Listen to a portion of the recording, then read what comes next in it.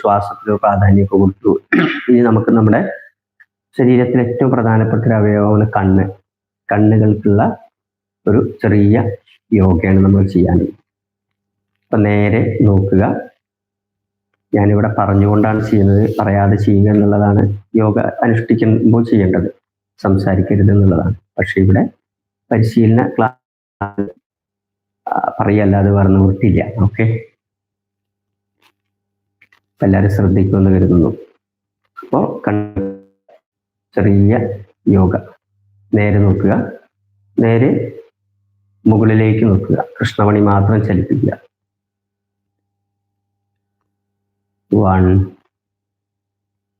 നേരെ, 2 താഴേക്ക്, 1 2 നേരെ മുകളിലേക്ക്, 1 2.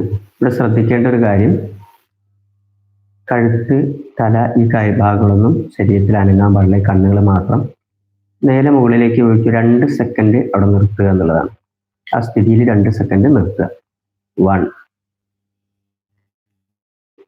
നേരെ, അതുപോലെ നേരെ 2 സെക്കൻഡ് നിർത്തുക. 1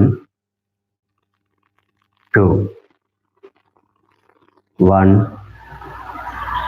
2 1.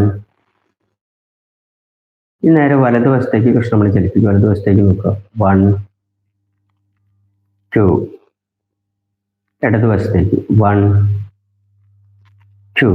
ഇവിടെയും 2 സെക്കൻഡ് ആ നോക്കുന്ന ഭാഗത്തേക്ക് നിലനിർത്തുക. വീണ്ടും 1 2